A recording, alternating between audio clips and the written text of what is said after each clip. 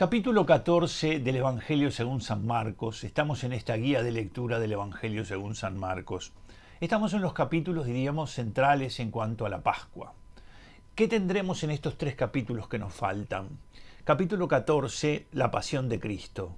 La pasión en una parte, la parte que va desde el momento en que comienza la conspiración, en el momento en que comienzan a tramar, entregarlo, y después las presencias de Judas y de Pedro, con lo que supone un anuncio de traición y de negaciones. Por otro lado, también se verá en acción a los sumos sacerdotes. Capítulo 14. ¿Qué tendrá el capítulo 15? Bueno, el momento en que intervengan las autoridades romanas para realizar la ejecución. Y el capítulo 16 será el capítulo de la resurrección. El sepulcro vacío, aquí no está, y la resurrección con los testigos. Vayamos al capítulo 14 del Evangelio según San Marcos y veremos qué es lo que encontramos aquí. En el versículo 1 encontramos ese comienzo de la conspiración. Aquí están los sumos sacerdotes y los escribas, ya tomando una decisión, qué es lo que van a hacer, pero después verán cómo lo ejecutan. En el versículo 3 es como una especie de oasis en medio del desierto, la unción en Betania, un momento precioso, de un gesto maravilloso, de una mujer que lo unge. En el versículo 10, Judas aparece con su traición, empieza a ejecutar su plan. En el versículo 12 están los preparativos para la cena pascual. ¿Por qué? Porque esto es en un contexto de Pascua que acontece. En el versículo 17, el anuncio de la traición de Judas. Ahora Jesús revela que hay un traidor en medio de ellos y que es un discípulo. En el versículo 22, la institución de la Eucaristía. En el versículo 26, el anuncio de que Pedro lo va a negar. En el 32, seguime, es importante que me sigas. La agonía de Jesús en Getsemaní, ese momento tan increíble. En el 43, cuando lo toman prisionero, cuando lo prenden a Jesús. En el 53, Jesús ante el Sanedrín. Ven, son las autoridades judías estas. En el 66, las negaciones de Pedro. Aquí aparece, diríamos, un mosaico muy importante. Este capítulo es para que lo leas más de una vez, tranquilamente. Si podés 2 veces y vayas viendo esas distintas realidades que están presentes en él. Nosotros vamos a tratar de hacer esta guía, que tal vez nos lleve un poquito más de tiempo, porque es mucho lo que hay. Pero lo cierto es que aparece aquí una serie de cosas muy importantes. Nosotros vamos a estar retratados en todas estas realidades. Al Señor muchas veces lo traicionamos, con nuestra palabra o con nuestras obras. Hay veces que lo negamos con nuestras palabras o con nuestras obras. Y así sucesivamente podríamos seguir viendo todo este tipo de cosas. Dice en el capítulo 14, versículo 1, faltaban 2 días para la Pascua y los ácimos. Faltaban 2 días para la Pascua y los ácimos. ¿De qué estamos hablando?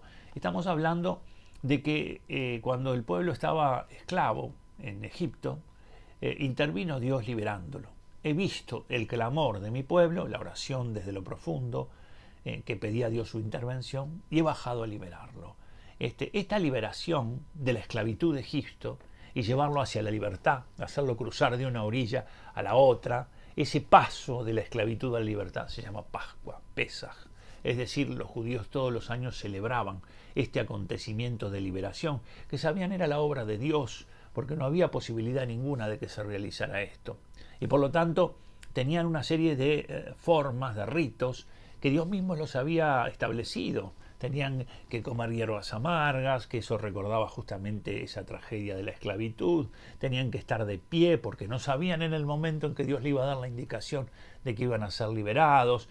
Tenían que estar dispuestos a salir confiados totalmente en Dios, a pesar de que no tenían claro cuál era el camino que tenían que tomar. Y así sucesivamente un montón de acontecimientos con los que Dios enseñaba a su pueblo la importancia de la libertad. Están en ese contexto de celebración, de la celebración de la Pascua.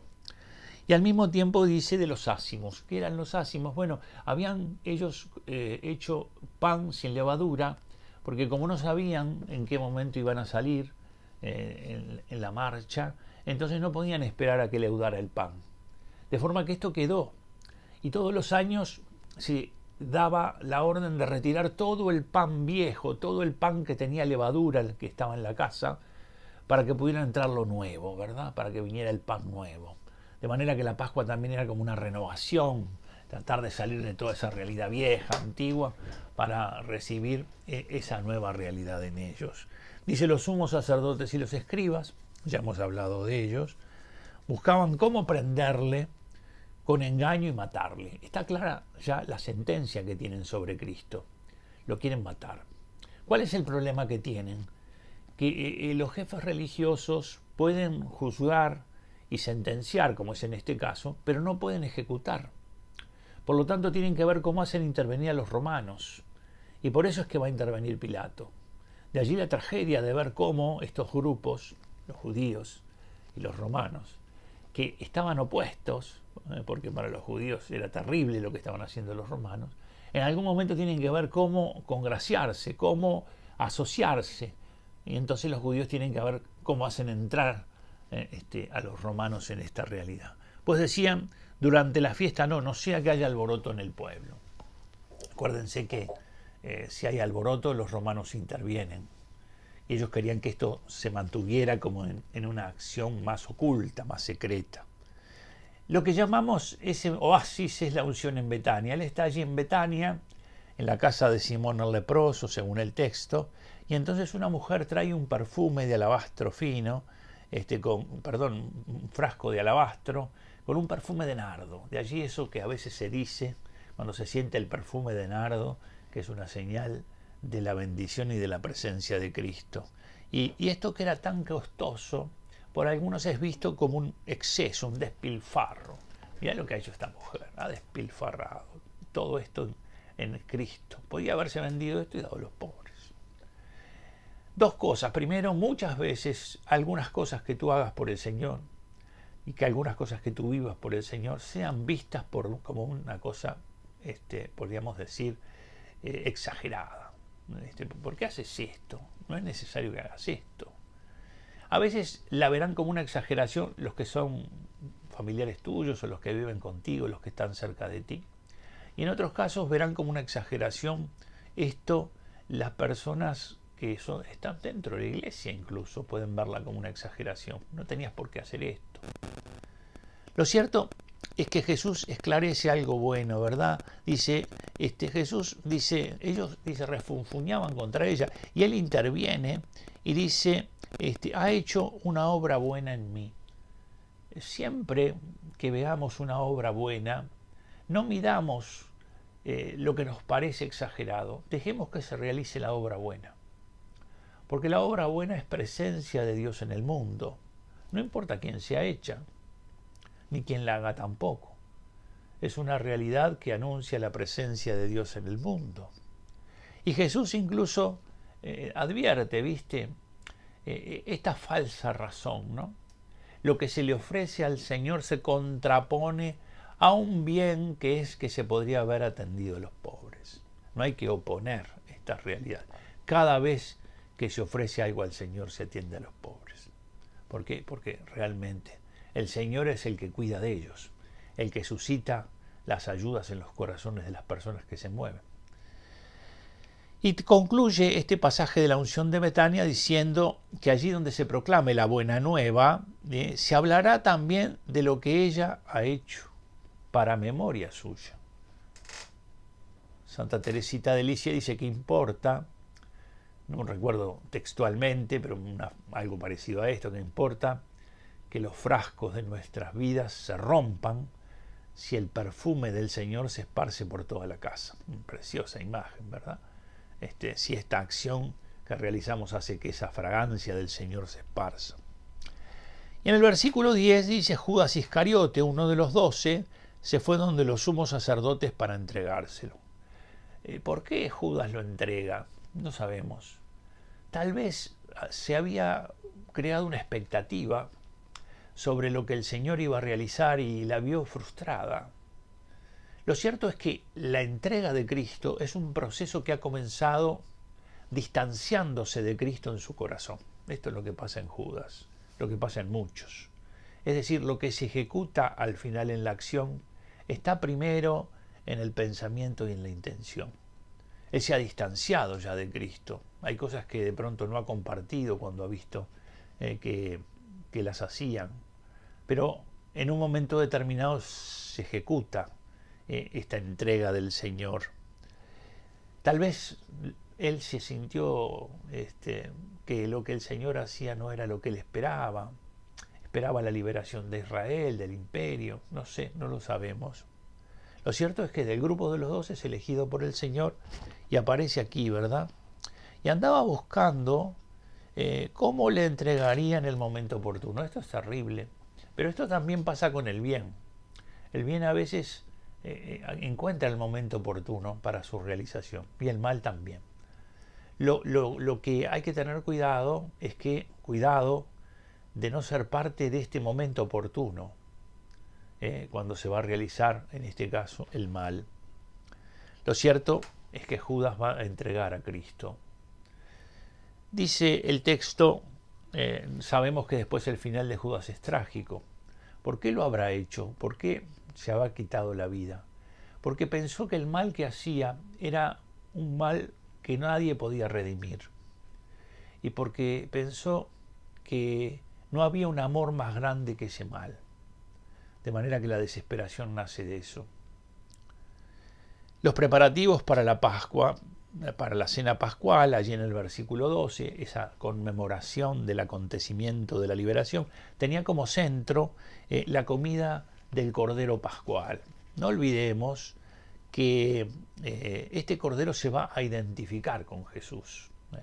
¿Cuál era el motivo del sacrificio del Cordero Pascual?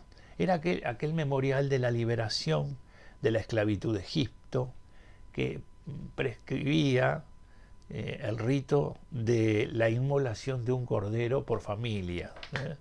Jesús se va a revelar como el Cordero de Dios que quita el pecado del mundo en la cruz. Este es el Cordero de Dios que quita el pecado del mundo. De manera que van a celebrarlo, diríamos nosotros hoy, sacramentalmente. Lo que ellos celebran el jueves en la cena y que acontece el viernes, la muerte en la cruz, después se perpetúa a lo largo de la historia en la misa. Se anticipa en la cena, acontece el viernes y se perpetúa en la misa. ¿Para qué? Para que podamos participar nosotros. ¿Pero esto quiere decir que Cristo muere de nuevo? No, porque su sangre tiene un valor infinito y ha muerto de una vez y para siempre, así dice San Pablo. No necesitamos repetir el sacrificio de Cristo, porque es un sacrificio que satisface en plenitud, es el Hijo eterno de Dios. Pero ese acontecimiento que él anticipó en la cena con los discípulos y que aconteció el Viernes Santo, su muerte en la cruz, entonces se prolonga a lo largo de toda la historia por medio de la misa, ¿verdad? Después que él resucita, ¿verdad? Entonces muestra el valor de la vida nueva, entonces se prolonga. Y nosotros participamos misteriosamente de esa entrega de Cristo, de ese acontecimiento de Cristo, de esa Pascua de Cristo, de esa muerte y resurrección. Por lo tanto, se nos enseña cómo celebran esa Pascua ellos. A partir del versículo 17 viene el momento en que Judas ejecuta lo que ha comenzado. Al atardecer llega él con los 12 y mientras comían recostados Jesús dijo, yo les aseguro que uno de ustedes me entregará. El Judas ya lo había tramado por su parte. Ahora Jesús revela a sus discípulos que hay un traidor entre ellos. Los discípulos inmediatamente dice que se ponen tristes y que le dicen, ¿acaso soy yo? Él les dijo, uno de los 12 que moja conmigo en el mismo plato, ¿verdad? Ese es el que me va a entregar. Y acá Jesús dice una frase que podríamos decir es muy dura. Muchas veces nosotros decimos, bueno, Judas era, por decirlo así, ¿verdad? Judas era ignorante del mal que hacía, capaz que Judas se dejó vencer por... Bueno, hay una palabra de Cristo dura, dice, más le valdría a ese hombre no haber nacido. Por lo tanto, prudencia en los juicios con relación al destino final de Judas. ni decir que está en el cielo porque Dios tiene un amor que lo perdona, ni decir que está en el infierno porque lo que hizo no tiene perdón, sino decir que solo Dios sabe cuál es el destino final de Judas. Y a partir del versículo 22, la institución de la Eucaristía, ¿verdad? Mientras estaban comiendo, tomó pan, lo bendijo, lo partió y se lo dio, tomad y comed, este es mi cuerpo. La institución de la Eucaristía. Y luego va a ser lo mismo con la copa. Esta es la sangre de la alianza que es derramada por muchos. ¿Cómo acontece la muerte para los judíos? Es la separación de la sangre. En la sangre está la vida. Por eso el cordero tenía que desangrarse. Por eso hoy mismo cuando van a los frigoríficos, los rabinos, van a constatar eso, ¿no? De manera que acá Cristo anuncia su muerte. Su cuerpo y su sangre, separa estas dos realidades que anuncian la muerte. Y este acontecimiento es la Pascua judía, es decir, esta es la Pascua que Cristo enseña que vivían los judíos, y que aquí Cristo celebra con sus discípulos. Por eso decíamos, esto anticipa lo que acontecerá el viernes, lo anticipa sacramentalmente. El viernes ocurrirá en el Calvario y el domingo en la resurrección, y se prolongará hasta el fin de los tiempos en la misa. Por eso decimos que la misa es un sacrificio incruento, en donde no hay derramamiento de sangre. Pero también decimos que es la participación nuestra en el único sacrificio de Cristo. ¿Por qué? Porque Cristo, con su sangre derramada, ha reconciliado el cielo y la tierra, y no se necesita ya ningún sacrificio más. De allí la plenitud del sacrificio de Cristo, mientras que los sacrificios que realizaban los sacerdotes en su tiempo debían ser repetidos todos los años, por la imperfección de la víctima, por la imperfección del sacerdote que lo ofrecía por el pueblo, pero también lo ofrecía por él. Ahora es víctima, es sacerdote y altar, y es de tal plenitud que no necesita ya repetirse más. A partir del 26, las predicciones de las negaciones de Pedro. Tú me vas a negar, le dice el Señor a Pedro, ¿verdad? Pedro tiene un corazón gigante y le dice, yo te quiero tanto, Señor, que yo no te voy a abandonar. Y Jesús le dice, sí, antes de que cante el gallo me vas a negar. En el versículo 32 comienza, diríamos, el momento inminente y previo, que es Getsemaní. Es la oración de Jesús en ese momento de total turbación. Mi alma está triste hasta el punto de morir. Quédense aquí, velen conmigo. Había tomado a algunos de sus discípulos para que fueran con él un poco más cerca. Estaban todos, pero había tomado algunos entre ellos. Y estos se duermen dos veces, ¿no? Es como que nosotros muchas veces no calamos